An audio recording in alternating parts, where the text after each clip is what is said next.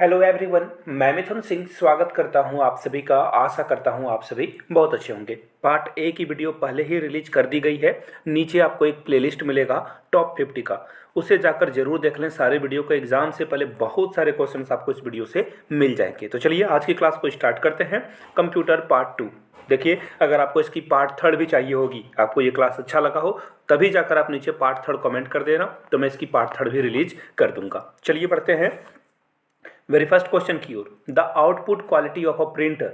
देखिए, इसका जो इवैल्यूएशन होता है, यानी कि आउटपुट क्वालिटी प्रिंटर की कैसी होगी, उसको जो है कैसे मेजर करते हैं, कैसे हम लोग परखते हैं। डॉट पर लाइन से, dot printed per unit time से, डॉट पर स्क्वायर इंच से, या फिर ऑल ऑफ द अबव, यानी कि सारे। देखिए सर, ये जो है ना फैक्चुअल क्वेश्चन है, इसे आपको रटकर याद रखने वाली ही बात है। प्रिंटर की क्वालिटी यानी कि जो पेज की क्वालिटी होगी, जो प्रिंट आउट निकलेगा, उसकी क्वालिटी हम लोग मेजर करते हैं डॉट पर स्क्वायर इंच से। किससे करते हैं? डॉट पर स्क्वायर इंच से। फैक्चुअल क्वेश्चन है, रटना पड़ेगा आपको। आपका सी राइट आंसर हो जाएगा। चलिए बढ़ते हैं क्वेश्चन नंबर 12 की ओर। देखिए, क्वेश्चन नंबर 12 की ओर बढ़ेंगे उससे पहले आप एक फ़ोटो देख लो। यहाँ से आपको राइट साइड में ओरिजिनल फ़ोटो दिख रही होगी और OCR के बाद ली गई फ़ोटो आपको यहाँ से दिख रही होगी। दोनों में क्या डिफरेंस है? थोड़ा बहुत तो डिफरेंस आएगा ही। कॉमा, डॉट या फिर कुछ चीज़ें जो है थोड़ी सी बदलती है OCR करने के बाद। तो OCR का फुल फॉर्म होता क्या है? तो देखिए, सिंपल सा तरीका है।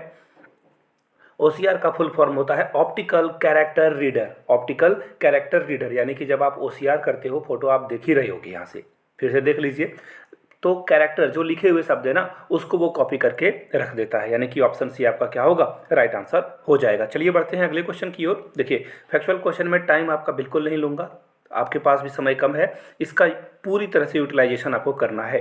फाइबर ऑप्टिकल केबल, देखिए यहाँ पे थोड़ा सा जो है मिसप्रिंट हो गया है। फाइबर ऑप्टिकल केबल जो है किसके लिए यूज़ किया जाता है? तो देखिए, आप अपने घरों में जियो फाइबर आप लोगों ने लगाया होगा, तो ये वाईफाई जो होता है ना, ये सिग्नल से बेस्ड होता है। यहाँ से ये सिग्नल निकलेगा और फिर सेटेलाइट के द्वारा इसके पास जो है सिग्नल आता है वाईफाई में, है ना। आपके घरों में जो वाईफाई लगा हुआ होता है वो सिग्नल बेस्ड है। लेकिन ऑप्टिकल जो फाइबर होते हैं ना, ये फाइबर केबल, ये फाइबर ऑप्टिकल केबल जो होते हैं, आप कैफ़े वगैरह में जाना, यहाँ पे ये लोग इसका यूज़ करते हैं। ये थोड़ा सा महंगा होता है वाईफाई के तुलना में, और ये जो होता है ना, बिल्कुल तारों से एक दूसरे के साथ ये कनेक्ट होते हैं पूरी तरह से। आप यहाँ से एक जो है ऑप्टिकल फाइबर की इमेज भी देख सकते हो। ये बहुत स्पीड होते हैं, और अगर आपको कुछ इंटरनेट पे काम ही करना है तो आपको फाइबर ऑप्टिकल केबल ही लगाना चाहिए, ना कि वाईफाई लगवाना चाहिए। अगर आपके पास थोड़ा बहुत काम है तो आप वाईफाई से काम चला सकते हो। यानी कि इसका काम क्या हो गया? इलेक्ट्रॉन को हाई स्पीड में पहुंचाएगा? बिल्कुल नहीं। और वैसे भी देखो, ऑप्शन से आप ना इस क्वेश्चन को पकड़ पाते। इलेक्ट्रॉन की बात हो रही है, इलेक्ट्रिक की बात हो रही है, मैग्नेट की बात हो रही है। कंप्यूटर में किसकी बात होगी? डेटा की बात होगी, इमेज की बात होगी, है ना। तो यहाँ पे देख लो, transmitting data at high speed, यानी कि ऑप्शन डी आपका क्या होगा? राइट आंसर हो जाएगा। चलिए बढ़ते हैं क्वेश्चन नंबर 14 की ओर। आपको बस करेक्ट पेयरिंग करना है कि कौन सा पेयर जो है किसके साथ मैच करेगा करेक्टली। तो देखिए, MS वर्ड में आप क्या करते हो? MS वर्ड में जो राइटर होता है वो बुक लिखता है, उसी में उसके बाद प्रिंट आउट के लिए जाती है। या फिर आपको अगर कुछ लिखना हो, अपनी डायरी लिखनी हो, या फिर कोई पोएम लिखना हो, सपोज कर लो, है ना, तो आप किसका यूज करोगे? MS वर्ड का, यानी कि बुक राइटिंग आपका ऑप्शन ए के साथ ए मिलेगा। ठीक है। उसके बाद है MS एक्सेल।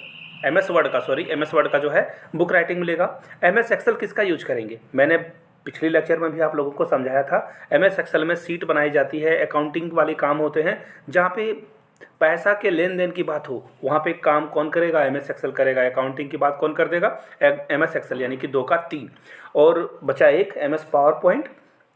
तो देखिए, पावर पॉइंट जो होता है डिलीवरिंग लेक्चर के लिए दिया जाता है, जिसमें आप स्लाइड वगैरह बनाते हो। देखो, मैंने ये स्लाइड बनाई है, देखो ये पहला स्लाइड है, ये दूसरा स्लाइड है, ये तीसरा स्लाइड है, देख रहे हो आप। तो ये मैंने कहाँ पे बनाया है? एक्चुअली ये मैंने गूगल स्लाइड पे बनाया है, बट आप जब MS ऑफिस में बनाओगे तो ये पावर पॉइंट में आपको बनाना पड़ेगा। तो फिलहाल मैं आपको आंसर बता दूँ कौन सा करेक्ट है। पहले 1 का तो 1 हो गया, है ना।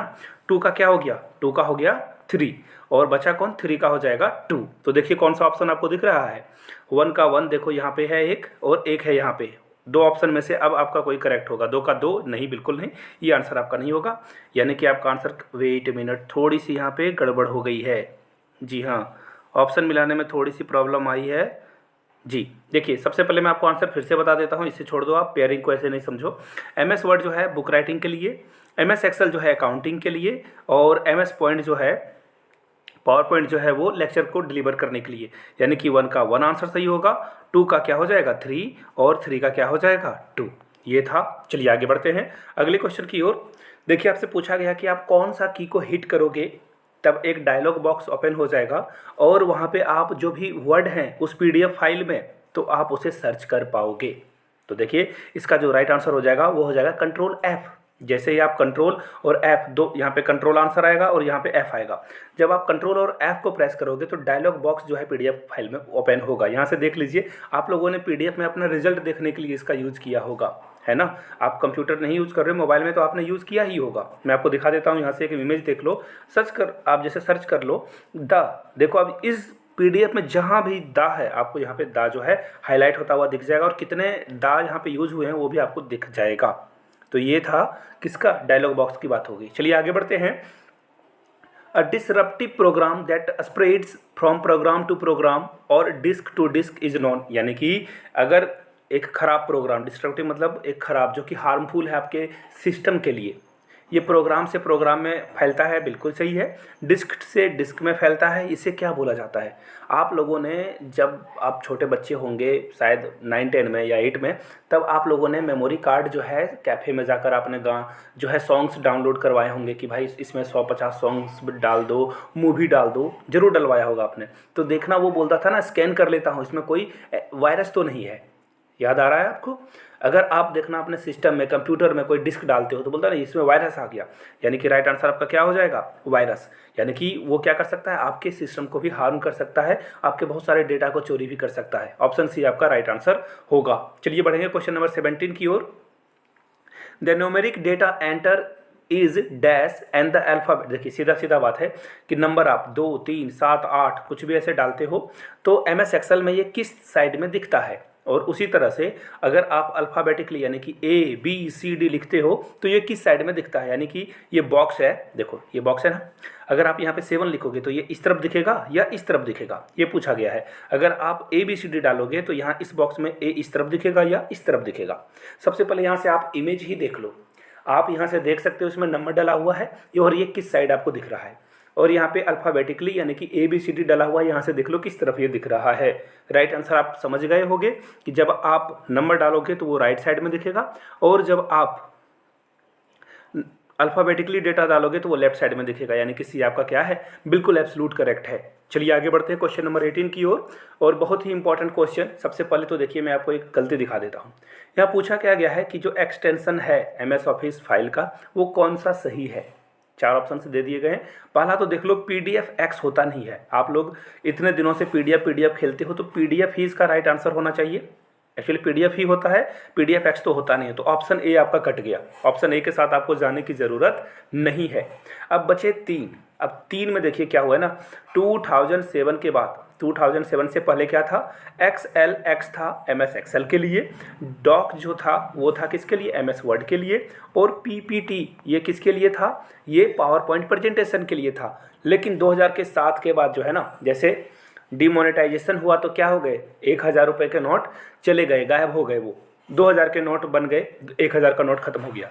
उसी तरह से 2007 के बाद जो है XLX, डॉक जो है डॉक्स, PPT जो है PPTX बन गया। और ये आपको मैंने बता ही दिया था, पहला किसके लिए था, पहला जो था वो MS एक्सेल के लिए, दूसरा जो था MS वर्ड के लिए, और तीसरा जो था वो किसके लिए था, PPTX पावर पॉइंट प्रेजेंटेशन के लिए। तो राइट आंसर आपका क्या हो जाएगा, ऑप्शन नंबर बी।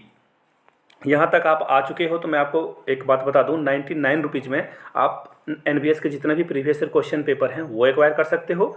सेकेंडली 399 में आप मेरे हैंड रिटन नोट्स भी एक्वायर कर सकते हो फॉर पार्ट ए। सॉरी, यहाँ से मेरी ईमेल आईडी देख लो, yourmithunsingh@gmail.com पे मेल कर लीजिए। If you are Instagram then do follow me @imithunsingh, वहाँ से जो है आप इंक्वायरी कर सकते हो। चलिए आगे बढ़ेंगे। आखिरी क्वेश्चन, एक्चुअली एक और क्वेश्चन है। आपसे पूछा गया है कि हम लोग इन कामों में कौन सा काम MS एक्सेल में कर सकते हैं। देखिए मैंने आपको क्या बताया था, जितना भी डेटा आप लिख सकते हो उसमें, है ना, डेटा एंटर कर सकते हो, और जहाँ पे पैसे की लेन देन की बात हो वो भी काम आपका MS एक्सेल में हो जाएगा। तो देख लेते हैं कि काम को। प्रिपेयरिंग स्टूडेंट रिजल्ट, बिल्कुल सही बात है। आप मार्कशीट बनाना हो, रिपोर्ट कार्ड बनाना हो, यहाँ पे बना सकते हो। कहाँ पे? MS एक्सेल में। चलिए ए आपका करेक्ट हो गया। Storing name of Indian classical singer with गाना, बिल्कुल ये भी आप काम कर सकते हो। देखिए सीट आपको यहाँ से दिख रही है ना, एक तरफ आप नाम लिख दो, एक तरफ आप उनके घर का पता लिख दो, एक तरफ आप उनके नंबर लिख दो, एक मोबाइल नंबर, कॉन्टैक्ट नंबर। ये डेटा आप कहाँ स्टोर कर सकते हो? MS एक्सेल में। पहला दूसरा बिल्कुल सही है। आप गाना नहीं बजा सकते हो, बिल्कुल एब्सोल्यूट रॉन्ग है ये। आपको गाना बजाने के लिए PPTX यानी कि पावर पॉइंट प्रेजेंटेशन में जाना होता है। यानी कि ऑप्शन ए और बी क्या होगा? सही आंसर हो जाएगा। और दोनों आंसर आपको कहाँ दिखेंगे? ऑप्शन ए में, ए और बी ओनली, यानी कि 1 आपका क्या है? बिल्कुल करेक्ट है। चलिए आखिरी क्वेश्चन की ओर बढ़ेंगे। Which of the following font effect is not available in MS PowerPoint slide dialog box? देखिए सबसे पहले तो आपको पता होना चाहिए कि MS पावर पॉइंट का जो स्लाइड बॉक्स है उसकी फ़ोटो देख लीजिए। यहाँ से आपको क्या क्या यहाँ पे दिख रहा है? क्या क्या दिख रहा है? लेआउट दिख रहा है, रिसेट दिख रहा है, सेक्शन दिख रहा है, लेकिन आपको अरेंज दिख रहा है क्या? नहीं दिख रहा होगा यहाँ से। तो आंसर आपका क्या हो जाएगा? Option number A. देखिए कुछ चीज़ें प्रैक्टिकल करके की जाती है, तो मैंने प्रैक्टिकल के माध्यम से आपको बताने की कोशिश करी है। आगे भी क्लास अगर इसकी चाहिए होगी कंप्यूटर की पार्ट 3, तो नीचे कमेंट करके पार्ट 3 जरूर लिख दें, ताकि मैं पार्ट 3 आप लोगों के लिए रिलीज कर दूँ। चलिए एक और बात जाते जाते फिर से बता दूं, 99 में आप मेरे हैंड जो प्रीवियस क्वेश्चन पेपर है वो ले सकते हो, और हैंड रिटन नोट्स के लिए 399 का छोटा सा पेमेंट करना है। yourmithunsingh@gmail.com पे मेल कर लीजिए। If you are Instagram then do follow me @imithunsingh। Video को यहाँ तक देखने के लिए बहुत बहुत शुक्रिया। Have a good day.